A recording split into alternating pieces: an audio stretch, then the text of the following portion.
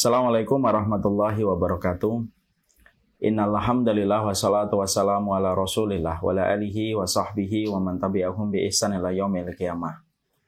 Kepada Pak Dewo, kepada Ummu Muhammad dan seluruh para keluarga besar sahabat Islam Madinah dan seluruh para santri, para santriwati yang semoga Allah berkahi pula. Yang semoga kita senantiasa diberikan oleh Allah kesehatan, semoga kita senantiasa diberikan hati yang bersih, hati yang diberikan kesucian, hati yang mampu mengendalikan omongan kita, mampu mengendalikan mata kita menuju kepada apa yang Allah ridhai dan apa yang Allah cintai. Karena sesungguhnya hati merupakan panglima serta komandan dalam kehidupan kita ketika pada kehidupan di dunia ini. Dan tidak ada keberuntungan yang paling besar kecuali orang-orang yang mereka selalu mendapatkan hati yang berada pada kesuciannya. Inilah yang menjadikan kita memohon kepada Allah, semoga kita diberikan oleh Allah kesehatan, Allah memberikan kepada kita afiat di tengah masa pandemi ini, dan semoga tidak ada pandemi-pandemi berikutnya ketika kita terus meminta pertolongan kepada Allah, dan semoga kita diberikan hati yang bersih. Hati yang diberikan ketakwaan, hati yang diberikan kesucian, hati yang menjadikan kita merasa tawadhu, merasa rendah di hadapan orang yang beriman, penuh kasih sayang kita kepada orang yang beriman. Dan semoga inilah hati yang dimaksudkan oleh Allah dengan hati yang salim. Hati yang selamat adalah hati yang akan mendapatkan pembebasan dari api neraka. Kepada Allah kita meminta, kepada Allah kita berharap. Semoga komplit yang Allah berikan pada kehidupan kita, Allah berikan kesehatan, Allah berikan afiat, dan semoga kita diberikan oleh Allah hati yang diberikan kesucian dan ketakwaan. Alhamdulillah, tentunya kita bersyukur betul kepada Allah Subhanahu wa Ta'ala atas segala nikmat yang Allah berikan kepada kita. Kebaikan Allah bertubi-tubi datang dalam kehidupan kita. Saking begitu Allah sempurna di dalam kebaikan yang Allah torehkan pada kehidupan setiap hamba dan setiap makhluknya. Bahkan hampir 90% apapun yang kita butuhkan diberikan oleh Allah tanpa kita berdoa kepada Allah.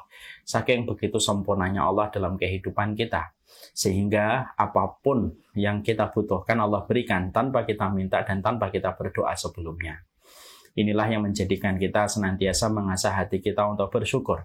Karena biasanya kebaikan itu kalau sudah bertubi-tubi menjadikan hati orang yang mendapatkan kebaikan menjadi tumpul. Untuk melihat kembali bahwasanya itu adalah kebaikan yang diberikan kepadanya. Suami kalau terus memberikan kebaikan pada istrinya ataupun sebaliknya, karena kebaikan terus datang, akhirnya dia tidak lagi merasa bahwasanya apa yang diberikan pasangannya itu adalah kebaikan. Kadang-kadang ironisnya adalah banyak orang yang tidak mampu berterima kasih kepada suaminya dengan semua kebaikan yang telah diberikan oleh suaminya. Tapi justru gara-gara dia dikasih hadiah sama temannya 1 juta, 2 juta, 3 juta, malah dia lebih bersyukur kepada orang yang memberikan hadiah itu daripada nikmat dan kebaikan yang sudah diberikan oleh suami atau istrinya. Inilah yang dikatakan oleh Syekhul Islam Ibnu Taimiyah. Terkadang manusia itu kalau diberikan banyak kebaikan, sensitivitas di dalam hatinya itu menjadi berkurang terhadap yang memberikan kenikmatan kepada kehidupannya bertubi-tubi. Inilah yang menjadikan kita akhirnya paham, kita harus bersyukur dan semoga syukurnya kita adalah syukur yang kita berikan kepada Allah dalam setiap hal. Bukan hanya pada saat kita memperoleh barang yang kita inginkan dan bukan hanya pada kondisi yang kita dapatkan. Banyak orang yang memberikan kesyukuran hanya bersifat transaksional. Ketika dia dapat barang yang dia inginkan, kalau dia dapat kondisi yang dia peroleh, barulah dia bersyukur. Tapi ketika tidak mendapatkan barang yang dia inginkan, tidak mendapatkan kondisi yang dia dapatkan, akhirnya dia tidak merasa berhajat untuk bersyukur. Padahal salah. Sesungguhnya kesyukuran tetap diberikan apapun kondisinya dan apapun keadaannya. Dan tentunya kita paham sesungguhnya kesyukuran itu memberikan kepada kita ketenangan dan memberikan kepada kita kenyamanan. Ketenangan hidup kita itu dimulai dengan kita bersyukur. Karena orang apabila dia sudah bersyukur, bersukacita terhadap setiap episode yang Allah berikan dalam hidupnya, dalam setiap irisan-irisan yang Allah berikan kepadanya, kalau dia bersyukur maka dia akan mendapatkan ketenangan. Dia tidak perlu melirik yang haram, dia tidak perlu membandingkan apapun yang dia dapatkan karena dia tahu apa yang Allah takarkan dalam hidupnya itu selalu lebih baik daripada apa yang diinginkan oleh manusia itu sendiri. Pilihan Allah itu selalu lebih baik daripada pilihan manusia. dan mendapati keimanan pada perkataan itu tidak bisa didapatkan kecuali dengan kita bersyukur. Makanya syukur itu menenangkan, syukur itu juga menyenangkan. Karena kalau kita sudah bersyukur, beban pada hati kita menjadi ringan. Beban pada jiwa kita menjadi ringan pula ketika kita senantiasa bersyukur kepada Allah dalam setiap urusan kehidupan kita. Inilah yang menjadikan kita bersyukur apapun kondisinya, apapun keadaannya. Dan kita berusaha bahwasanya syukurnya kita bukan hanya pada barang yang kita peroleh, bukan hanya pada kondisi yang kita dapatkan, tetapi semua keadaan membuat kita bersyukur, supaya ketika kita sudah bersyukur, Allah akan memberikan ketenangan. Allah akan memberikan kenyamanan dalam kehidupan kita, karena ketenangan dan kenyamanan tidak akan diperoleh, kecuali adalah pemilik hati yang senantiasa tidak pernah letih bersyukur kepada Allah dalam setiap kondisi dan setiap keadaan. Kepada Allah kita bersyukur dan kepada Allah kita meminta pertolongan supaya kita senantiasa ditolong di dalam kita berzikir, supaya kita senantiasa ditolong di dalam kita bersyukur dan senantiasa kita ditolong di dalam beribadah yang benar kepadanya dalam setiap perkataan dan perbuatan kita. Allahumma a'inna ala dzikrika wa syukrika wa husni ibadatika. Ya Allah, tolonglah kami untuk senantiasa berzikir, senantiasa bersyukur dan senantiasa beribadah yang benar kepadamu dalam setiap urusan kehidupan kami. Pada Allah kita menggantungkan harapan kita. Jamaah Islam Madinah yang semoga Allah rahmati dan semoga Allah berkahi. Tentunya kalau tidak salah sudah 2 bulan kita berpisah karena kami sedang fokus untuk mengerjakan salah satu program dakwah keilmuan kami, yaitu Samila Series The Day After You Day, yang insya Allah kami akan selenggarakan secara online, secara daring pada pertengahan bulan Desember sampai akhir Desember, 16 kali pertemuan. Kami kemarin akhirnya membutuhkan waktu konsentrasi, pembuatan, dan produksi yang kami lakukan supaya kita bisa maksimal dan konsentrasi, supaya kita bisa menyuguhkan dan menyajikan program yang terbaik untuk umat. Karena para penuntut ilmu adalah mereka sekelompok dan sekerumunan manusia yang tentunya layak untuk diberikan yang terbaik dalam setiap prosesnya mereka ketika mereka mengobati dahaga pada keilmuan kehidupan mereka. Dan kami berterima kasih atas semua pengertiannya, atas semua pemahamannya, sampai akhirnya 1,5 bulan kita tidak berjumpa. Dan baru berjumpa pada kesempatan sore kali ini, itu pun tidak pada biasanya hari, yang biasanya kita hari Ahad.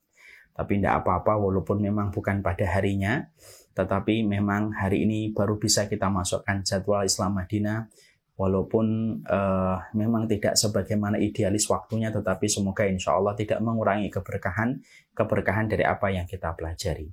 Sekaligus pula saya menyampaikan kita sekarang lagi pindah studio, ini sebenarnya bukan studio, tapi ini sebenarnya ruangan kecil yang kita fungsikan sementara waktu karena studio kita lagi ada trouble di masalah AC-nya. Semoga Allah memberikan kemudahan dalam setiap urusan kebaikan kita dan urusan keberkahan pada setiap ilmu yang kita pelajari.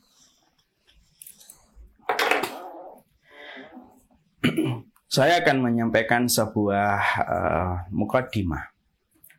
Mukaddimah ini semoga bisa menghantarkan kita kepada apa yang akan kita pelajari pada kesempatan sore ini. Ada salah satu terpidana mati, gembong narkoba, yang dapat dibilang kasusnya adalah kasus nasional. Yaitu adalah ketika dia masuk penjara dan di dalam penjara ternyata dia masih menjalankan profesi dan bisnisnya di balik jeruji besi. Akhirnya kemudian dia menjalankan proses bisnisnya narkoba itu di dalam bilik-bilik penjara. Tapi Masya Allah ketika dia menjalankan semua profesi bisnisnya di balik penjara, akhirnya dia ketahuan dan akhirnya dipindahkan. Dia dipindahkan ke Nusa Kambangan. Dan ketika dia dipindahkan ke Nusa Kambangan, akhirnya diputuskan dia sebagai terpidana mati dan akan menjalani eksekusi. Yang sangat menakjubkan itu adalah ketika beliau beberapa bulan sebelum eksekusi mati akan diberikan, ternyata beliau mendapatkan hidayah. Dan hidayah adalah hidayah besar, yaitu adalah bagaimana beliau memeluk Islam. Beliau beriman kepada Allah, padahal sepanjang hidupnya dia mengaku tidak beriman. Semua dosa pernah dia lakukan, semua kemaksiatan pernah dia kerjakan. Dari narkoba, zina, dan seluruh harta haram yang dia kelola. Lalu kemudian beliau masuk Islam, lalu kemudian dia memperbaiki hidupnya, lalu dia berdekatan dengan ustadz yang ada di balik penjara, lalu dia belajar sholat, dia belajar membaca Al-Quran, dan dia belajar untuk puasa sunnah. Sampai kemudian hari eksekusi tinggal mendekati waktunya. Ketika eksekusi itu akan dikerjakan dan dilakukan, ada sesuatu yang menarik, yaitu adalah ketika dia meminta satu permohonan. Kalau nanti eksekusi sudah akan dijalankan, maka dia ingin supaya matanya tidak perlu ditutup. Karena biasanya prosedurnya ketika akan dieksekusi, maka setiap mata terpidana mati ditutup matanya. Tapi dia memohon kepada sipir penjara bahwasanya dia tidak perlu ditutup matanya. Dan ketika ditanya alasannya, kenapa tidak mau ditutup matanya ketika eksekusi dijalankan, bukankah dengan ditutupi mata justru lebih menenangkan dan tidak ketakutan? Maka dia memberikan jawaban bahwasanya biarlah mata saya terbuka supaya sebelum saya mati saya bisa melihat seluruh kemaksiatan dan dosa yang sudah saya lakukan. Dengan saya melihat itu, semoga taubat saya sudah diterima oleh Allah sebelum peluru ini menghabisi nyawa saya. Masya Allah. Dan akhirnya terjadilah apa yang terjadi. Kemudian beliau akhirnya dieksekusi dengan permintaan yang dikabulkan. Dia dieksekusi dengan juru tembak tanpa ditutup matanya. Dalam kondisi dia beriman kepada Allah. Dia masuk Islam beberapa waktu sebelum eksekusi itu ditegakkan. Dan dia menghadap kepada Allah sebagai orang yang bertobat kepada Allah. Semoga Allah terima taubatnya. Peristiwa ini menjadikan kita akhirnya memahami betul. Masya Allah ya, peristiwa ini menjadikan kita paham bahwasanya kematian itu menjadi sesuatu yang menenangkan ketika kita senantiasa yakin bahwasanya pada kematian itu ada sebuah rahmat Allah bagi mereka yang tidak pernah lelah dan tidak pernah letih untuk menggapai rahmatnya Allah. Terpidana mati pada kasus yang baru saya sampaikan, real dan betul-betul basic and true story, itu betul-betul sebuah kisah yang memberikan kepada kita bahwasanya mungkin dia pelaku dosa, mungkin dia pelaku kemaksiatan, tapi dia tetap memiliki harapan bahwasanya rahmat Allah itu begitu besar akan dia dapatkan setelah dia bertaubat. Dan itulah yang menjadikan dia tenang sebelum menyambut tumpahan peluru yang menerjang jantungnya dan menewaskan dirinya, maka dia dalam kondisi bisa melihat itu tanpa dia merasa ketakutan berlebihan. Dan itulah yang menjadikan kita akhirnya memahami sesungguhnya kematian itu bagi mereka yang terus berharap kepada rahmat-Nya Allah, kematian itu memang terkadang menakutkan. Tapi bagi mereka yang ingat kepada rahmat-Nya Allah, maka mengingat rahmat Allah itu menjadikan kita tenang supaya kita tidak membenci kematian. Makanya Rasulullah SAW pernah menyampaikan sebuah hadis dan sering saya sampaikan di kajian Islam Madinah. La yamutanna ahadukum illa wa huwa yuhsinu dhanna billah. Jangan sekali-kali mati, kecuali kamu berprasangka yang baik kepada Allah. Dan itulah yang kemudian menjadikan kita mengerti, berprasangka yang baik kepada rahmatnya Allah, itu merupakan salah satu perkara yang kita hadirkan ketika kita menyadari hidup kita sekarang sudah mengarah kepada kematian dan lebih dekat kepada ajal kematian kita seiring dengan bertambahnya umur kita, seiring bertambahnya uban kita, seiring bertambahnya keriput-keriput pada kulit kita. Dan sesungguhnya ketika melihat kematian ada perasaan takut, tapi mengingat rahmat itu bisa memberikan ketenangan bahwasanya Allah membersamai kepada mereka yang senantiasa berprasangka yang baik kepada Allah. Dan senantiasa tidak pernah putus asa dari rahmatnya Allah. Inilah pula yang menjadikan akhirnya kita ingin mengkaji. Kenapa sih kita mengkaji kitab At-Tadhkirah, Ustaz? Kitab ini sudah dikaji, kata tadi Pak Dewo, sudah 2 tahun. Kenapa kita mengkaji kitab ini? Karena sesungguhnya kita mengkaji kitab ini supaya kita tumbuh bagaimana harapan kita kepada Allah. Supaya tumbuh bagaimana pengharapan kita supaya mendapatkan rahmatnya Allah. Karena kematian bagi mereka yang tidak memahami ilmunya, tidak memahami referensinya, tidak memahami persiapan apa yang harus dilakukan olehnya sebelum ajal kematian datang menghampiri dirinya, maka dia akan ketakutan dan ketakutan itu bisa menyebabkan putusnya seseorang dari rahmatnya Allah. Siapa yang tidak takut mati? Setiap dari kita takut mati. Kita takut apabila dosa-dosa kita lebih besar daripada kebaikan kita. Kita khawatir apabila amal-amal kita belum tentu diterima oleh Allah. Tapi rasa ketakutan ini tidak boleh mengalahkan sifat rahmat yang harus selalu kita harapkan dari sisinya Allah. Orang yang mengharapkan sisi rahmatnya Allah itulah yang akan menjadikan dia melihat kematian dari berbagai macam sisi. Di satu sisi ada ketenangan karena dia tahu Dia akan pulang kepada Allah, Zat yang maha cinta dan maha sayang kepada setiap makhluknya, lebih besar daripada sayangnya ibu kepada anaknya, karena Allah itu sayangnya kepada kita lebih besar daripada seorang ibu kepada anaknya. Kita tahu kita akan berpulang kepada Zat yang sangat mencintai kita, dan kemudian kita akhirnya memiliki ketenangan. Dan itulah yang menjadikan kita berhajat. Kenapa materi at-tadhkirah kita pelajari? Supaya tetap tumbuh rahmatnya Allah dalam diri kita. Supaya tetap tumbuh pengharapan kita kepada Allah. Bahwasanya kematian itu apabila disikapi dengan ilmu, apabila kematian itu disikapi dengan referensi ayat-ayat Allah, maka itulah yang akan menjadikan kita tenang. Tenang yang tidak mengalahkan ketakutan, ketakutan yang tidak mengalahkan ketenangan. Di dalam menghadapi satu hari, terus bertambahnya ajal kita ketika kita mendekati garis matinya kita.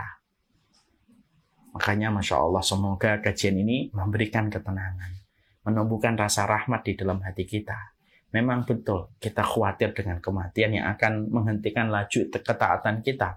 Dan akan menghitung dosa-dosa kemaksiatan kita. Tapi ingat, Allah memiliki rahmat dan rahmatnya Allah mengalahkan sisi murkanya.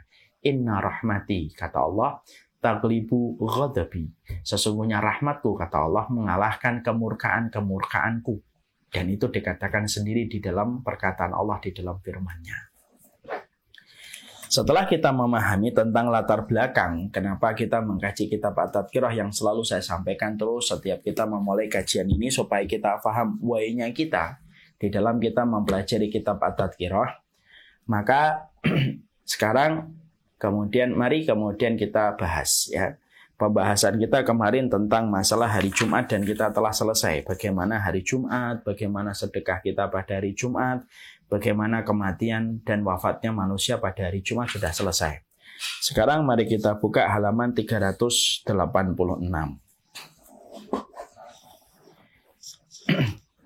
Salah satu di antara fakta yang kita harus paham adalah ketika manusia itu telah meninggal dunia, ketika manusia itu telah wafat di dalam kematian mereka, sesungguhnya manusia itu nanti akan senantiasa ditemani dengan para malaikat-malaikat yang senantiasa menemani dia dalam kehidupan dulu di dunia. Tentunya kita paham ya, di dalam akidah Ahlussunnah kita agak lebarkan sedikit.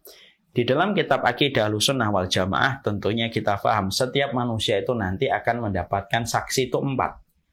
Saksi kita itu nanti 4. Ketika nanti masing-masing dari kita akan diberdirikan dalam pengadilan Allah. Jadi setiap manusia ketika pengadilan Allah sudah ditegakkan, ketika pengadilan Allah sudah diberdirikan, maka sesungguhnya setiap manusia itu akan mendapatkan 4 orang saksi yang akan meneliti setiap perbuatan, setiap perkataan, dan setiap apapun yang terlintas di dalam pikirannya ketika dia disidang oleh Allah Subhanahu wa Ta'ala. Ya. 4 orang saksi ini siapa saja? Yang pertama, yaitu adalah Allah Subhanahu wa Ta'ala. Ini saksi yang pertama. Bahwasanya Allah mensifati dengan kata Sami'am Basira, maha mendengar lagi maha melihat. Dan itu Allah ulang berkali-kali di dalam Al-Quran. Sebagaimana Allah mensifati dirinya dengan kata dan sifat alimum bidati sudur. Allah mengetahui apa yang di dalam hatimu, di dalam dadamu. Ketika Allah mengatakan sifat-sifat itu menunjukkan kepada kita fungsi sami'nya Allah dan fungsi basirnya Allah dan fungsi alimnya Allah terhadap apa yang ada di dalam dada kita, itu untuk merujuk kepada satu makna. Bahwasanya Allah itu akan menjadi saksi atas apapun yang kita lewatkan dan Allah tidak pernah lupa terhadap apapun yang dilakukan setiap makhluknya tanpa terkecuali. Kalau malaikat saja mampu menjadi saksi, apalagi Allah, Zat yang menciptakan malaikat. Jadi Allah itu tidak ada sinatu wala naum. Allah tidak pernah ngantuk, Allah tidak pernah tidur, Allah juga tidak pernah lupa. Makanya Allah itu tidak pernah kemudian ghafil. Allah itu tidak pernah lalai terhadap apapun yang pernah diperbuat manusia. Jutaan manusia, miliaran manusia yang pernah hidup semenjak Nabi Adam sampai manusia yang terakhir yang nanti melihat bagaimana kiamat ditegakkan, tidak ada yang gugur dan tidak ada yang jatuh. Dalam pengawasan Allah, ketika semua itu akan diperhatikan oleh Allah dan akan dimintain pertanggungjawaban oleh Allah. Karena saksi pertamanya kita nanti adalah Allah. Yang akan membenarkan apa yang kita saksikan dan akan mendustakan apa yang kita dustakan. Itu Allah. Yang kedua, Saksi yang nanti akan didatangkan oleh Allah dalam pengadilan kita, ketika nanti dikumpulkan oleh Allah, ketika semua dari kita dikumpulkan di padang mahsyar, yaitu adalah bumi. Jadi selain Allah, ada bumi. Bumi itu akan menjadi saksi untuk kita. Allah akan menegakkan bumi yang akan memberikan kesaksian dalam kehidupan apa yang saja yang kita lakukan di dalam kehidupan kita. Jadi jangan dianggap remeh bumi-bumi yang kita pijak, bumi-bumi yang pernah kita injak, dari Indonesia ke Malaysia, dari Malaysia ke Singapura, dari Singapura ke Turki, dari Turki ke Inggris, semua tempat yang pernah kita pijak, semua tempat yang pernah kita injak dengan kaki kita nanti akan menceritakan tentang semua perkara apapun yang pernah kita lakukan dalam kehidupan di dunia, dan bumi nanti akan diberikan oleh Allah kemampuan untuk bicara. Allah menyampaikan dalam surat Al-Zalzalah, yauma idzin tuhaddisu akhbaruha. Ini adalah hari, pada waktu hari kiamat, tuhaddisu akhbaruha. Bumi akan menceritakan tentang semua kejadian, semua perbuatan yang pernah terjadi di atasnya. Ya, suami istri bertengkar, bumi yang akan menjadi saksi melihatnya. Jadi jangan kita lihat bumi itu diam. Memang bumi itu diam secara penampakan mata, tetapi bumi itu merekam semua yang terjadi pada kehidupan manusia. Orang yang melakukan perzinahan, maka selain Allah yang menjadi saksi atas zina yang dilakukan, naudzubillah min dzalik, maka bumi pun menyaksikan perbuatan zina itu. Orang kemudian mengolok-olok syariat Allah, mendiskreditkan orang yang beriman, menyakiti orang yang beriman. Di tempat dia menyakiti orang yang beriman dengan tangannya, dengan lisannya, bumi yang dia pijak pada saat itu yang akan merekam apapun yang dia lakukan. Dan bumi diberikan memori oleh Allah tanpa batas untuk merekam semua kejadian yang pernah dilakukan manusia di atasnya. Ketika bumi itu juga menjadi makhluknya Allah. Bumi itu makhluknya Allah loh. Dan dia diberikan oleh Allah memori. Ya, bukan hanya tera. Satuan memori itu tera ya, akhirnya. Giga, ada tera. Dan Allah memberikan memori kepada bumi tanpa batas untuk merekam semua kejadian yang pernah dilakukan oleh setiap manusia. Makanya itulah sunnahnya.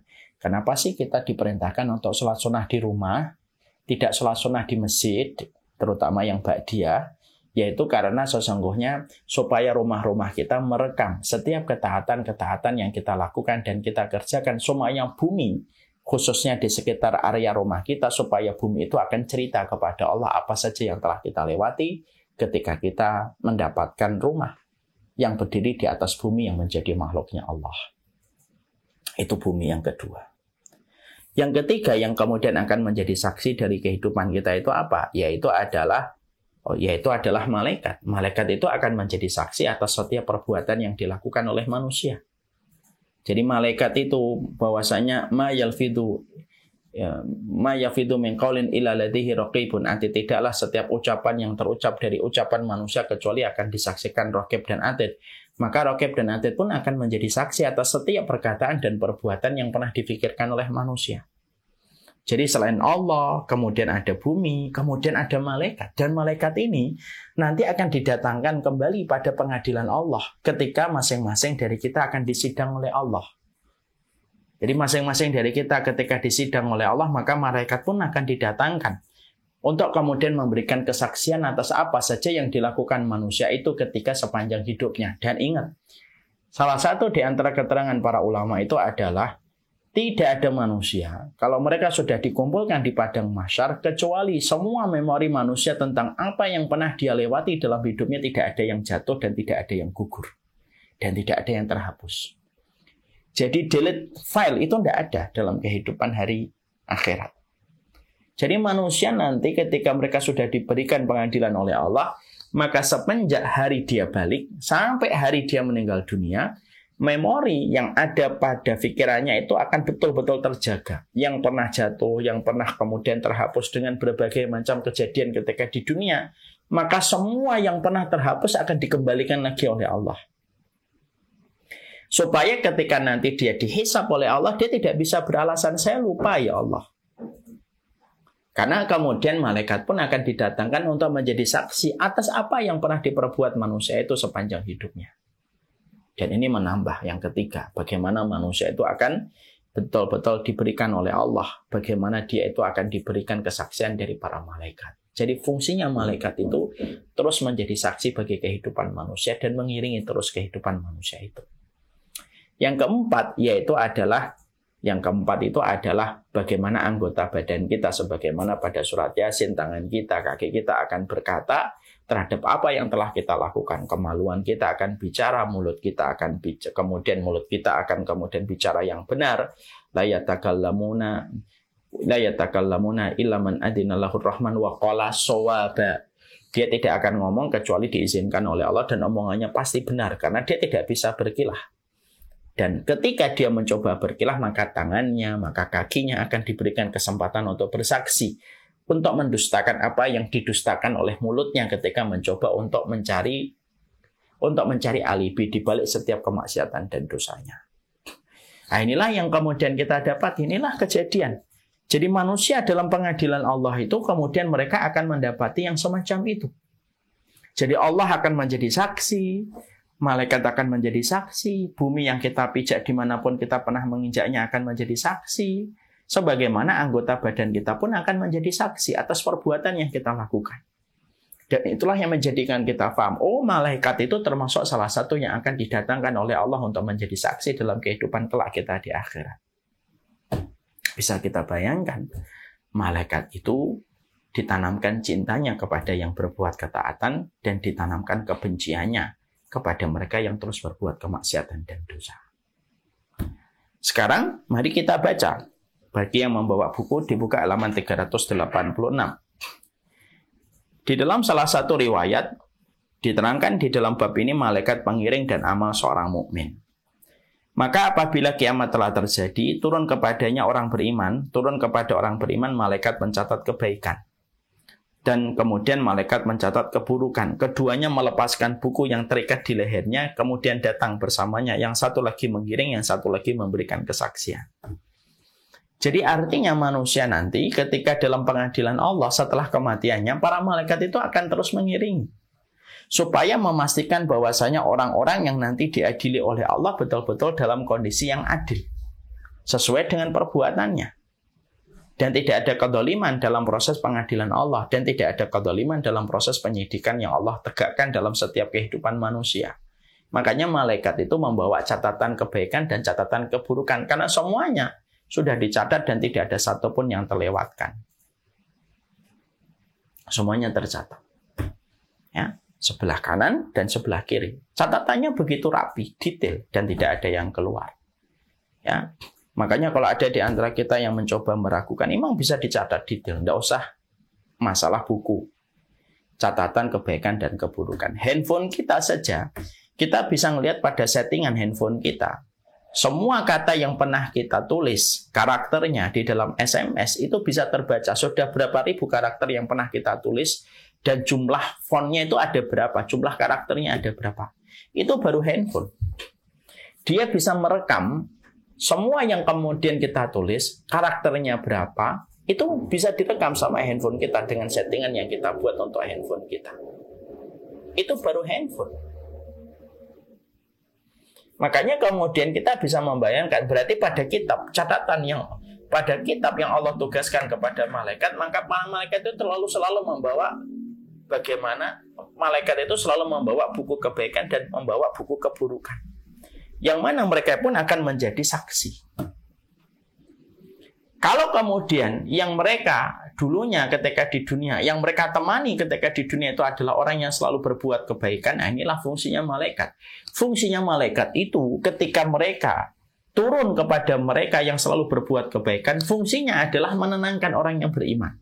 Kalau orang yang beriman itu terus berkomitmen untuk melakukan ketaatan, Allah berikan dan Allah turunkan kepada mereka para malaikat yang menjaga hati mereka. Ya, makanya kita baca di dalam surat Fussilat ayat yang ke-30, innal ladzina qalu rabbunallah tsumma istaqamu tatanazzalu alaihimul malaika alla takhafu wa la tahzanu wa abshiru bil jannati allati kuntum tu'adun.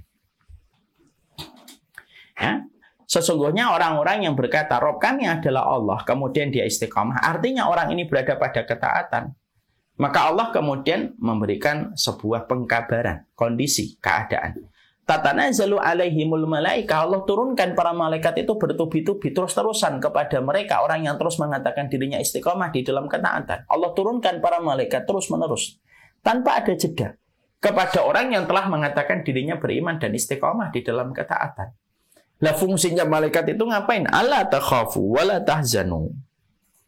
Ketika mereka masih hidup, manusia-manusia yang berbuat ketaatan dan komitmen dalam kebenaran ini masih hidup, maka para malaikat itu menguatkan hati mereka, meletakkan keridhaan malaikat kepada mereka. Alla takhafu. Apa sih yang kamu takutkan? Wala tahzanu. Apa yang kamu sedihkan?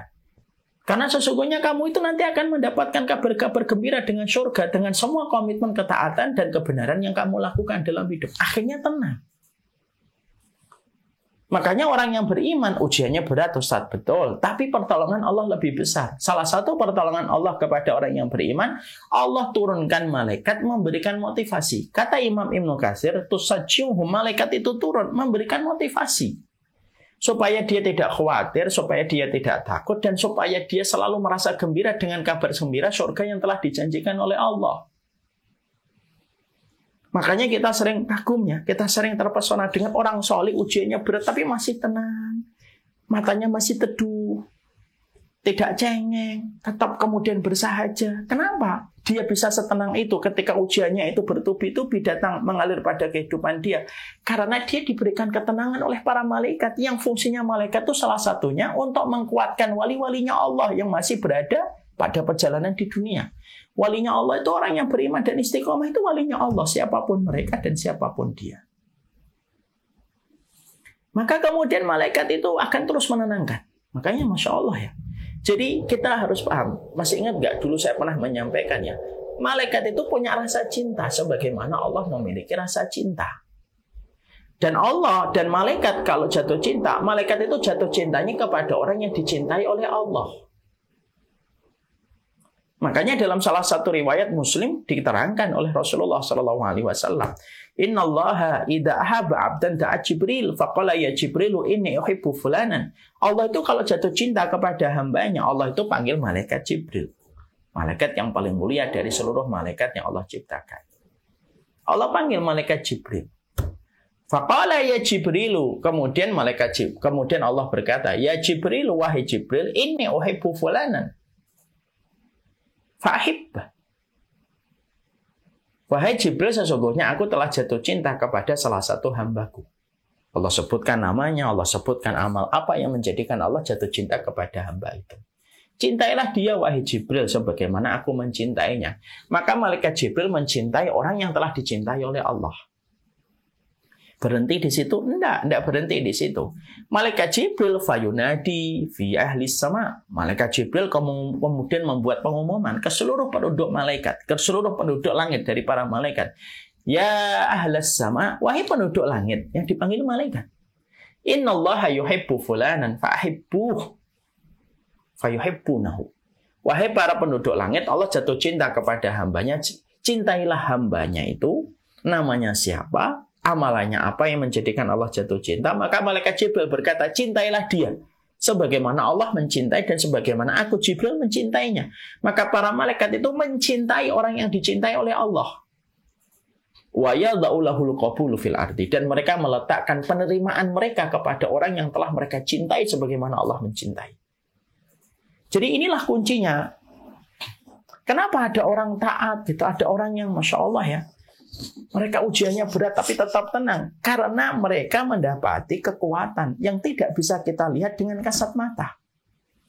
Mereka itu mendapati sebuah kekuatan yang tidak bisa dilihat dengan panca indera kita, yaitu para malaikat. Kalau motivatornya malaikat itu siapa yang bisa meragukan dan melemahkan kalau sudah dikuatkan para malaikat? Kalau motivator-motivator nasional dari berbagai macam nama yang kita kenal, terkadang sudah menjadikan kita termotivasi untuk melakukan kebaikan, padahal baru motivator di dunia. Apalagi para malaikat ketika memberikan motivasi, sebagaimana dalam surat Fussilat 30. Ya. Jadi betul kata Allah, fa'in ahsantum ahsantum li anfusikum. Kalau kamu itu berbuat taat, kalau kamu itu berbuat baik, itu sebenarnya kamu sedang berbuat baik kepada dirimu sendiri. Kalau kita ini berbuat taat, berbuat baik, menjaga keimanan kita kepada Allah, itulah alasan Allah menurunkan para malaikat-malaikatnya untuk mengkuatkan hati kita. Kalau mendapati masalah, malaikat itu berkata kepada setiap hati dan jiwa yang senantiasa istiqomah, ala takhafu wa la tahzanu. Sudah, jangan takut, sudah, jangan khawatir. sesungguhnya kamu mendapatkan kabar surga yang dijanjikan oleh, karena ada akhirat. Akhirnya dia tenang, walaupun ujiannya berat. Dia tidak depresi, walaupun dia sedih. Tapi sedihnya tidak menyebabkan depresi. Dia khawatirnya tidak menyebabkan dia frustasi. Kalau kemudian sudah dikuatkan oleh para malaikat, itu siapa yang bisa untuk menurunkan kualitas ketika malaikat telah jatuh cinta? Masya Allah, itulah malaikat. Jadi kalau kemudian malaikat yang terus berada, kalau kita ini mengimani adanya malaikat, bahwasanya malaikat itu terus bersama dengan kita, sebagaimana pandangan Allah dan ilmunya itu selalu mengawasi kita. Sebenarnya kalau kita malu saja sama malaikat, itu sudah menjadi cikal bakal kebaikan dalam kehidupan kita. Ya. Makanya terkenal sebuah kata-kata hikmah. Wa kam min ma'rufin fid dunya majhulun fis sama. Wa kam min majhulin fid dunya ma'rufun fis sama. Berapa banyak orang yang terkenal di dunia, dia menjadi orang yang tidak dikenal di antara penduduk langit. Dan berapa banyak orang yang tidak dikenal penduduk bumi, tetapi dia dikenal oleh penduduk langit. Kenapa? Para malaikat itu tahu di antara hamba-hamba manusia yang melakukan ketaatan dengan izin yang Allah beritahukan kepada mereka. Malaikat itu tahu ini adalah orang yang taat, makanya mereka terus diberikan tugas oleh Allah untuk menguatkan. Jadi kalau kita ini, Ustadz, kalau saya berbuat ketaatan, kalau kamu berbuat ketaatan itu pada dasarnya kamu sedang membangun sebuah jembatan untuk menjadikan para malaikat itu datang menguatkan kita. Jadi kalau kita berbuat kebaikan itu tidak kembalinya sama Allah. Allah itu tidak sama sekali mendapatkan profit dan keuntungan dari ibadah kita. Fa'in ahsantum, kalau kamu berbuat baik itu ya berbuat baik untuk dirimu. Dan salah satunya para malaikat itu yang akan diturunkan. Mereka akan menemani hari-hari kita. Lalu kemudian kalau ada masalah, maka malaikat itu akan memberikan motivasi terus. Di dalam hati, di dalam pikiran. Yang namanya hati dan pikiran itu nggak kelihatan. Yang bisa untuk hadir pada hati dan pikiran kita itu setan, malaikat. Tergantung dosa dan tergantung kebaikan yang kita lakukan. Makanya setelah semacam itu, maka kemudian itulah yang dilakukan para malaikat kepada kita ketika kita melakukan ketaatan dan istiqomah di atas keimanan. Malaikat yang akan menjadi saksi. Lalu diterangkan. Makanya kemudian dalam satu riwayat, Imam Al-Qurtubi lalu berkata, ketika hamba mukmin dibangkitkan dari kuburnya, dia dijemput dua malaikat yang dulu menyertai dia semasa di dunia. Tampilkan dulu, nak. Jadi dalam satu riwayat disampaikan oleh Imam Al-Qurtubi, orang kalau dia mati, orang kalau dia wafat, maka ketika orang itu mati dan ketika orang itu wafat, maka sesungguhnya dia akan dijemput oleh dua malaikat yang dulunya selalu menyertai dia ketika di dunia. Maka kedua malaikat itu berkata, ala takhafu wa la tahzanu wa abshiru bil jannati allati kuntum tu'adun. Karena malaikat itu sudah tahu orang ini memang taat nih, orang ini memang imannya dibenarkan oleh Allah. Malaikat itu kemudian akan membawanya, lalu kemudian akan menemaninya sebagaimana dua malaikat itu menemani dia ketika di dunia. Dan mereka tahu bahwasanya orang ini adalah orang yang selalu berada dalam kebaikan dan ketaatan. Dia taat, kalau berbuat dosa cepat bertobat.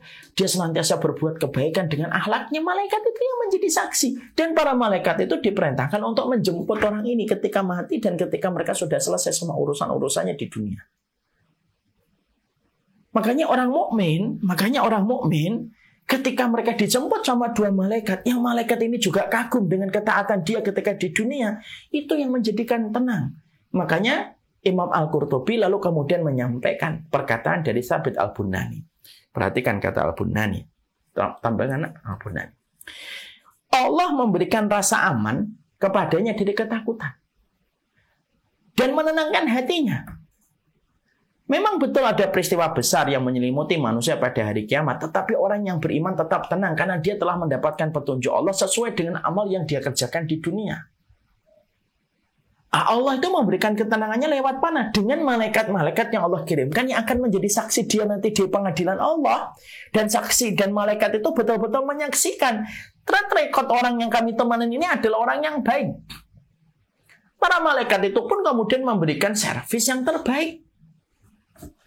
Memang orang yang beriman itu, kata Thabit Al-Bunani, muridnya Hasan Al-Basri, berkata, memang manusia itu terkadang mereka itu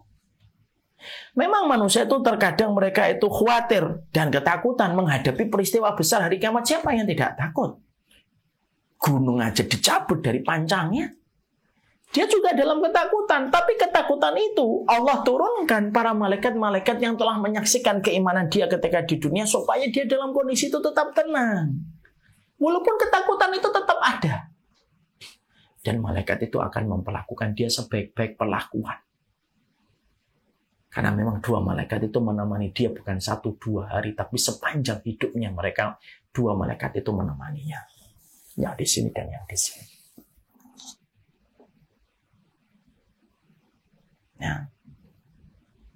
Makanya Masya Allah ya, kalau manusia itu tahu betul bagaimana kita beriman kepada hari akhir, salah satunya beriman kepada perkara gaib, salah satunya kepada malaikat. Iman sama malaikat itu sebenarnya sudah cukup menjadi tali kendali. Apapun yang kita ucapkan, apapun yang kita perbuat, apapun yang pernah kita pikirkan itu, maka malaikat akan merespon dari apa yang pernah kita lakukan. Masya Allah ya. Saya jadi teringat kepada sebuah perkataan ya. Saya tuh pernah mendengar perkataan gini.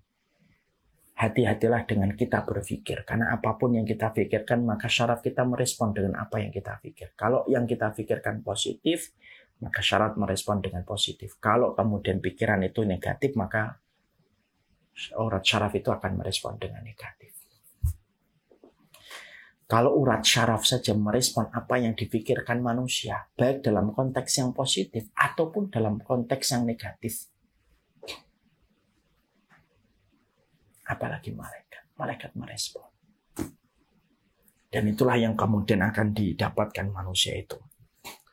Maka kemudian selain para malaikat-malaikat ini, yang kemudian memberikan kepada orang yang beriman ketaatan, yang memberikan kepada orang beriman itu ketenangan, kenyamanan, ketika dua malaikat ini juga diperintahkan oleh Allah untuk menjemput orang itu untuk kemudian menemani orang itu ketika meninggal dunia.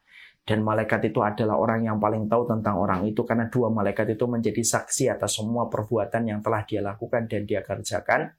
Maka setelah itu kemudian ada amal-amal yang juga kemudian menenangkan orang yang beriman. Makanya dalam satu riwayat dari Amr bin Qais berkata, sesungguhnya apabila seseorang itu keluar dari kuburnya, maka dia dijemput oleh amalnya dalam wujud yang paling rupawan dan paling harum. Kan saya sudah pernah menyampaikan di beberapa pertemuan, 5 atau 6 pertemuan sebelum ini, saya menyampaikan, amal itu abstrak ketika di dunia. Tapi amal itu menjadi real, menjadi kasat mata kalau kita sudah meninggal dunia. Saya ulang kembali.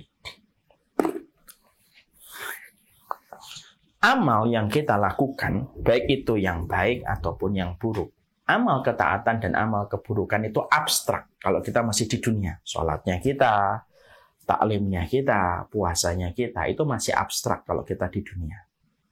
Dia abstrak dia.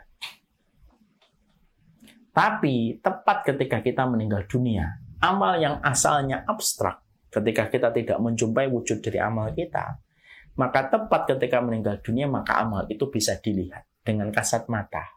Bisa dipegang, bisa dicium baunya. Kalau kita sudah meninggal dunia.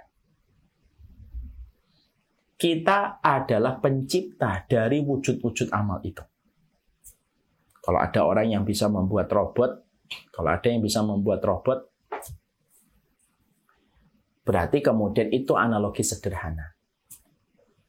Manusia pun mampu membuat amalnya itu menjadi wujud asli. Tapi nanti dalam kehidupan di akhirat sebagaimana banyak riwayat, salah satunya Amr bin Qais. Ya. Jadi kemudian amal itu tergantung apa yang kita lakukan. Jadi amal yang kita lakukan abstrak di dunia tapi menjadi real. Betul-betul kasat mata ketika di dunia. Makanya sebanyak apapun kita memperhatikan sedekah kita memperhatikan puasa kita, memperhatikan ketaatan kita, keridhaan kita, kehusnudanan diri kita, semuanya itu abstrak di dunia. Tapi tepat ketika meninggal dunia, maka semua itu akan mewujud menjadi satu hal yang bisa kita raba, bisa kita cium baunya, dan bisa membuat mata kita ini terpesona berdasarkan amal yang kita lakukan. Ya.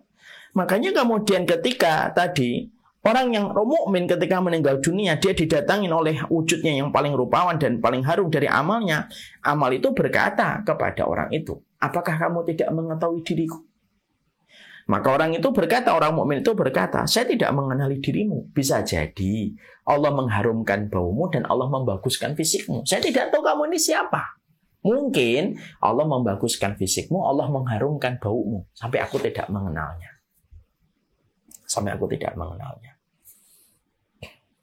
Maka amal itu kemudian berkata, inilah aku yang dulu kamu lakukan ketika kamu di dunia. Inilah aku yang dulu kamu lakukan semasa kamu hidup di dunia.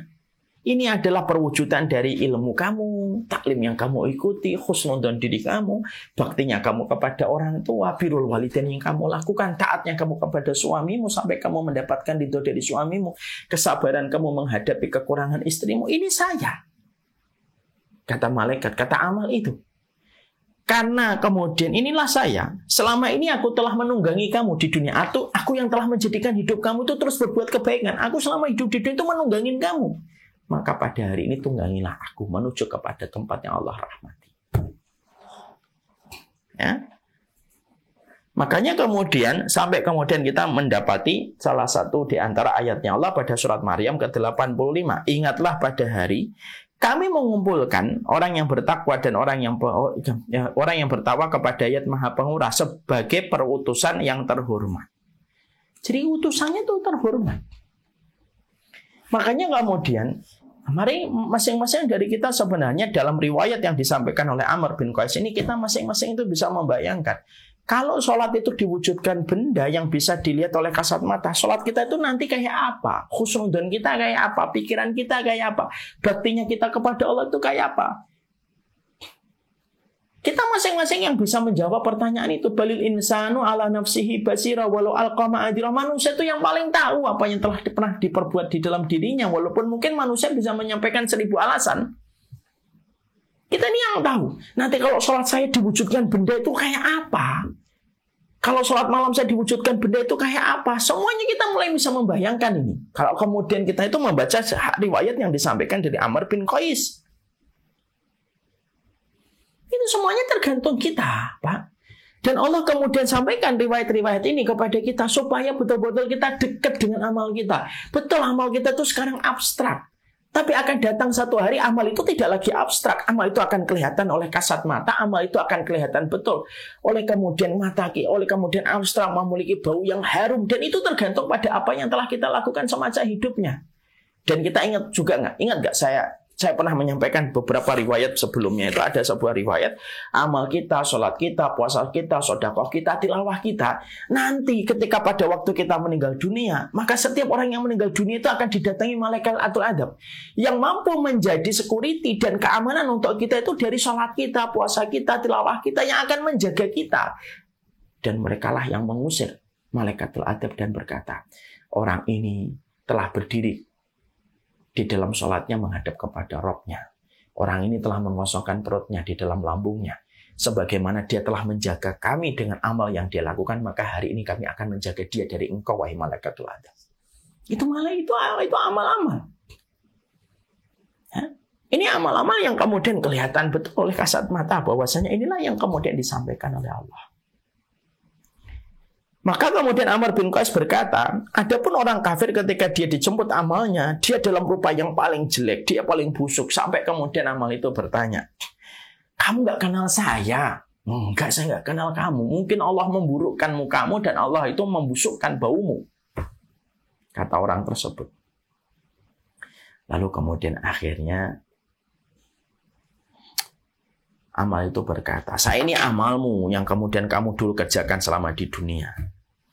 Ya, maka selama ini kamu telah menunggangi aku di dunia. Kamu kan telah menunggangi aku karena kamu meninggalkan amal-amal kebaikan. Kamu tunggangi aku dengan nafsumu. Sebagaimana kamu telah menunggangi aku, maka aku hari ini akan menunggangi kamu. Sudah selesai itu. Makanya Masya Allah, amal kita itu pada dasarnya oleh Allah, dijadikan oleh Allah untuk kita renungkan bahwasanya amal-amal itulah yang akan menentukan posisi-posisi kita nanti dalam kematian kita kan. Contoh sholat, saya sampaikan sholat. Di dalam satu riwayat disebutkan, orang yang paling banyak berdiri di dalam sholat adalah orang yang paling banyak beristirahat ketika nanti di akhir akhirat. Itu kan gitu kan. Jadi orang kalau banyak berdiri di dalam sholatnya ketika di dunia, maka dia akan adalah orang yang paling banyak beristirahat nanti di akhirat. Artinya, amal itu korelasinya untuk kita nanti dalam kehidupan di akhirat, untuk kebaikan kita, bukan untuk Allah, bukan untuk malaikat. Gitu. Dan itulah yang kemudian dilakukan sesuai dengan tingkat amal perbuatan yang dikerjakan oleh kita. Makanya Masya Allah, inilah yang kemudian menjadikan kita paham. Pada bab ini Imam Qurtubi membidik dua perkara. Malaikat itu kemudian akan menjadi saksi kamu di dunia, dan malaikat pun yang akan menjemput kamu nanti dalam kehidupan di akhirat nanti.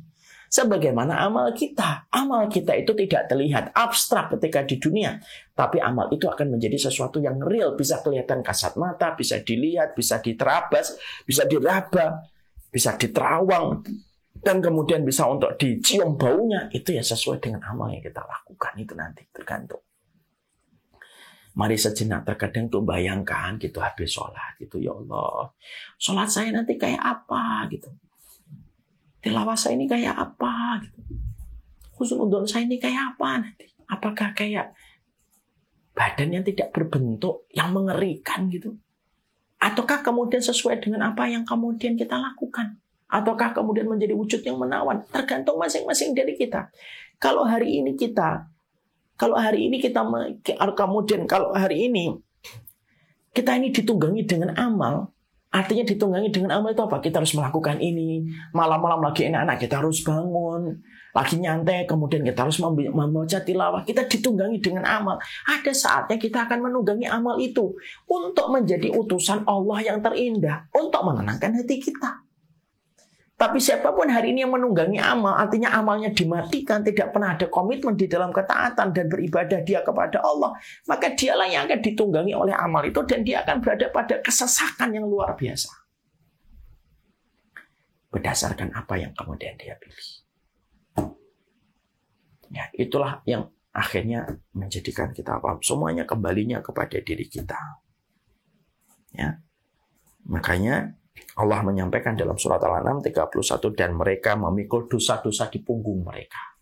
Dosa itulah yang akan mereka pinggul, yang kemudian akan mereka rasakan itu.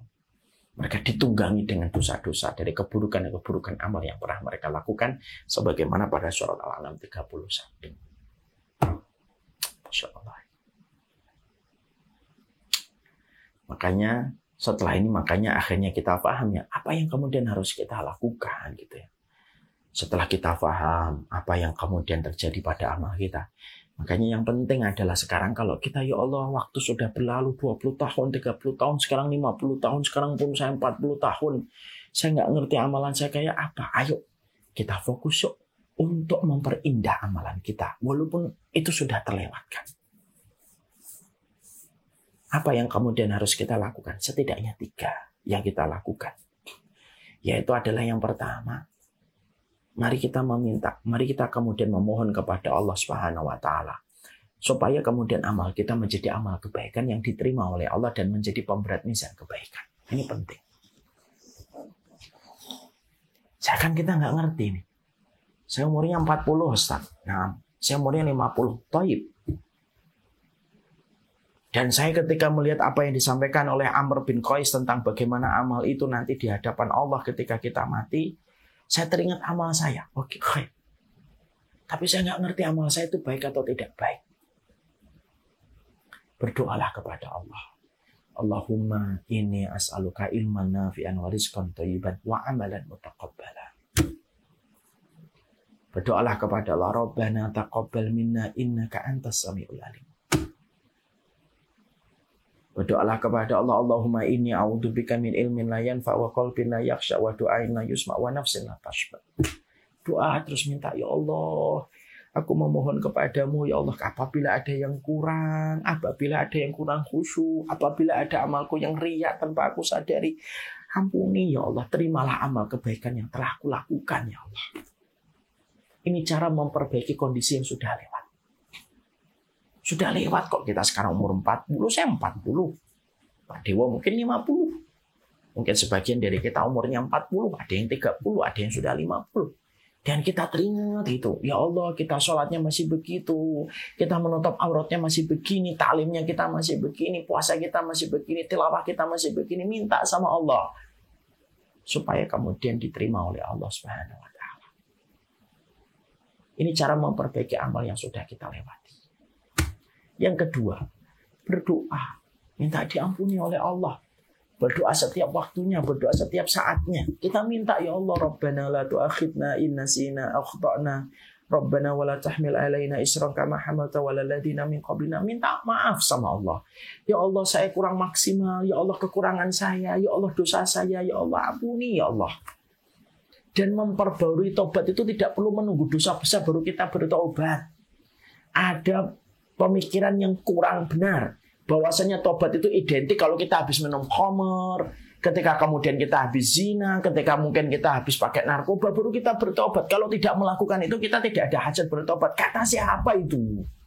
Bertobat setiap waktunya, karena pasti kita melakukan dosa, dan kita tidak pernah tahu apakah dosa yang kita anggap ringan bisa jadi itu dosa besar di sisi Allah. Bertobatlah kepada Allah setiap waktunya, setiap saatnya. Ya Allah, saya bertobat, ya Allah. Dari semua perbuatan kemaksiatan, ya Allah. Dari semua perbuatan dosa yang saya kerjakan, ya Allah.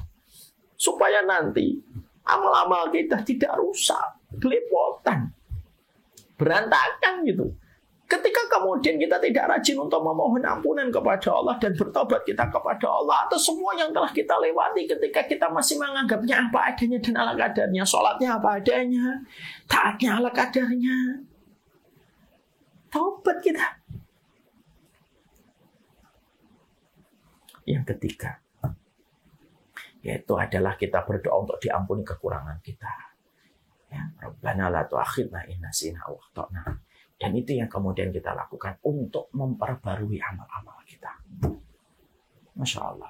Ini yang menjadikan kita paham betul ya Pak. Inilah yang menjadikan kita memahami betul supaya kemudian kita ini setelah tahu bahwasanya amal itu sesuatu yang abstrak di dunia tapi bisa menjadi real pada kehidupan di akhirat. Fokuslah menjadikan amal kita itu indah. Saya teringat apa yang pernah disampaikan oleh Ali bin Abi Thalib. Ali bin Abi Thalib itu berkata, ini diturunkan dulu. Kunu liqabulil amali asyaddu ihtimaman minal amal. Makanya kemudian ada satu perkataan emas seorang sahabat besar Ali bin Abi Thalib. Kunu liqabulil amali asyaddu ihtimaman minal amal. Jadilah orang yang selalu memperhatikan kualitas amalmu itu lebih baik daripada kamu cuma memperbanyak amal tapi tidak ada kualitasnya. Kalau orang hari ini sering berkata quality time itu lebih baik daripada kuantitas waktu yang ternyata tidak berkualitas.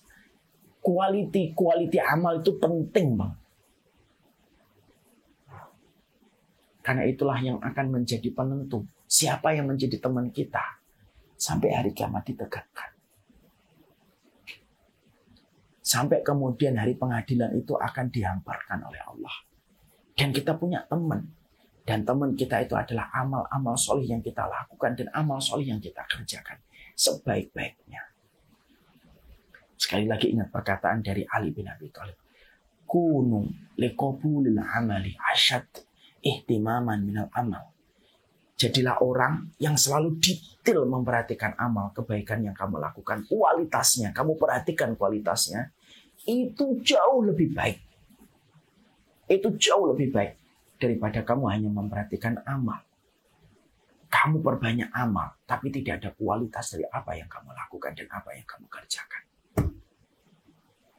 Ya. Wassallallahu ala nabiyina Muhammad walhamdulillahirabbil alamin. Kita pada kesempatan hari ini membahas halaman 386 387. Qadarullah di Bekasi hujan deras. Allahumma shayyiban nafi'an. Kita memohon supaya kita diberikan oleh Allah ampunan dari semua dosa, semua amal yang masih berantakan dari separuh kehidupan yang pernah kita lewati. Kita memohon supaya kita diampuni salahnya kita, khilafnya kita. Dan semoga kita senantiasa diberikan hati yang senantiasa tidak pernah lelah, tidak pernah letih untuk bertobat kepada Allah dalam setiap urusan yang pernah kita lewati. Wassalamualaikum warahmatullahi wabarakatuh. Ini yang dapat kami sampaikan. Saya serahkan kembali kepada Pak Dewa. Alhamdulillah. Jazakallahu khairan Ustaz. Banyak sekali materi dari yang bisa kita dapat hari ini. Apakah diizinkan ada beberapa pertanyaan, Ustaz?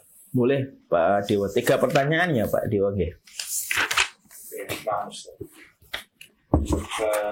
Yang pertama adalah bagaimana sesungguhnya bisa menghilangkan takut dan khawatir kita menghadapi datangnya kematian serta keadaan di dalam kubur yang seperti Ustaz sampaikan. Apa yang harus kita lakukan, Ustaz? Karena tentu timbul takut dan khawatir. Tentunya yang kita lakukan tadi sebenarnya 3 perkara tadi, yaitu adalah kita memohon kepada Allah Subhanahu wa taala supaya kita diberikan oleh Allah hati yang bertaubat. Karena sesungguhnya tidak ada orang yang bertobat kecuali Allah terangi cahaya-cahaya pada kuburnya. Yang kedua, tentunya kita berdoa kepada Allah supaya kita dimaafkan segala khilaf, alpanya kita, ketidaksempurnaan kita dalam beribadah. Dan yang ketiga adalah bagaimana kita berdoa semoga amal kita itu diterima oleh Allah. Kalau amal kita sudah diterima oleh Allah, maka kita akan memiliki ketenangan dalam kehidupan di alam barzah kita menuju kepada Allah Subhanahu wa taala. Ayo kita perbanyak 3 yuk. Kita minta supaya amal kita diberikan amal yang diterima oleh Allah. Karena amal kalau sudah diterima oleh Allah maka berwujud kepada wujud yang indah yang akan menemani kita sampai hari kiamat ditegakkan. Yang kedua, kita memohon supaya kita dimaafkan khilafnya kita, ketidaksempurnaan kita, ketidaksungguhan kita di dalam beribadah. Yang ketiga, semoga Allah mengampuni dosa-dosa yang telah kita lakukan dan telah kita lewati. Itu yang kemudian bisa kita lakukan dan kita kerjakan. Allah alam bisa. Yang berikutnya adalah apakah betul bumi bisa menolak beberapa jasad manusia yang perbuatannya buruk? Apakah ada yang demikian, Ustaz? Kenapa Bapak? Apakah ada keadaan bumi menolak jasad manusia untuk dikuburkan ke dalam bumi karena perbuatan buruk mereka? Demikian adakah? Dalam beberapa riwayat yang disampaikan oleh Imam Qurtubi ada semacam itu. Tapi tidak selamanya Allah memperlihatkan itu dalam setiap orang. Ada orang yang durjana tapi masih bisa diterima bumi ada. Tapi ada kisah-kisah nyata yang tidak bisa kita skip ya, yang tidak bisa kita lewatkan. Ada beberapa orang yang mereka ketika mati ditolak oleh bumi. Kalaupun tidak ada ini, kita pun tidak akan pernah mengurangi bagaimana keimanan kita. Bahwasanya bumi pun benci, murka kepada mereka yang terus-menerus dalam perbuatan dosa, kemaksiatan, dan memerangi cahaya agama Allah. Allah alam bisawab. Yang berikutnya, apakah doa-doa kita, terutama 3 doa tadi, masih bisa dijabah Allah manakala kita masih berselimutkan dengan beberapa maksiat seperti masih ada harta haram, riba, ada ujub, ada riya di dalam diri kita. Apakah bisa doa-doa kita diterima, Ustaz? Doa itu memiliki syarat dan kondisi. Memang syaratnya itu harus meminta ampunan dulu. Seseorang yang mereka masih melakukan riba, seseorang yang masih melakukan perbuatan dosa besar, merendahkan orang, menghujat orang, sulit akan menjadikan doanya diterima oleh Allah. Inilah yang kita paham. Kenapa setiap kita berdoa, ada sunnahnya kita beristighfar dulu. Karena istighfar itu ibaratnya mencuci baju. Supaya bersih, dan ketika bersih mudah dikabulkan. Kalau ada orang ketika dia memohon kepada Allah, tapi dia tidak pernah berkomitmen untuk meninggalkan dosa. Dosa itu menghalangi doa, sebagaimana kabut menghalangi sinar matahari. Allah alam bisawab. Baik Ustaz, sudah 3 pertanyaan. Banyak pertanyaan yang masih diajukan terkait dengan isi materi. Jadi rekaman kajian ini bisa dilihat Bapak Ibu di Instagram Kajian Islam Madinah. Saja tidak kami rangkum karena Bapak Ibu dan yang mudah dapat menyimak kembali, termasuk juga bacaan doa yang sebenarnya doa yang umum tadi yang telah Ustaz sampaikan. bisa disimak kembali di Instagram Kajian Islam Madinah. Dan demikian Ustaz, mungkin ada yang mau disampaikan dari Syamila kepada para jamaah Ustaz. Insya Allah kita akan mengadakan Syamila Series yang keempat, The Day After Your Day. Sampai hari ini pendaftaran sudah masuk ke 5.200 lebih ya. Nah ya, 5.200 dan segera kami akan tutup kalau kuota kita sudah terpenuhi insya Allah. Nah, dan alhamdulillah sudah selesai seluruh produksinya dan insya Allah kita akan belajar bareng untuk menyelami rasa takutnya kita kepada Allah dalam setiap urusan kehidupan kita. Pastikan bagi yang belum mendaftar segera mendaftar dan pastikan kita merasakan sensasi kajian online yang kita akan sajikan dengan sajian yang terbaik, tetapi tanpa menafikan tujuannya, yaitu menumbuhkan rasa takut kita kepada Allah. Insya Allah nanti juga ada kajian premier yang nanti juga kita akan selenggarakan dewannya, dan kami akan mengundang majelis taklim yang selama ini berkontribusi dan bekerja sama dengan Syamila. Makanya salah satunya nanti Islam Madinah juga akan mendapatkan undangan dari kami menyaksikan dewannya. Anggap aja ini spoilernya. Ya, anggap saja ini spoilernya. Nanti silahkan datang 5 orang, kita lihat bagaimana dewannya supaya nanti testimoninya bisa diberikan kepada mereka yang belum pernah melihat. Bagi yang ingin mendaftar, silahkan aja hubungi nomor admin kami. Bisa diletakkan di chat insya Allah 0857 751 50057. Kalau ada yang melihat kami di Instagram sebenarnya sudah ada itu. Register now itu adalah cara kita pendaftarannya. Ya, sudah ada, sudah di kolom chat oleh bagian admin. Jazakallah khair kepada Islam Madinah, sehat-sehat selalu semuanya. Semoga Allah senantiasa berikan keberkahan dalam setiap urusan kehidupan kita. Alhamdulillah Ustaz, kita sama-sama baca doa kepada majelis sebagai penutup. Semoga kita bisa bertemu kembali dengan guru kita yang sangat kita cintai, Ustaz Amar Mita. Subhanaka Allahumma wa bihamdika, asyhadu an la ilaha illa anta, astaghfiruka wa atubu ilaik.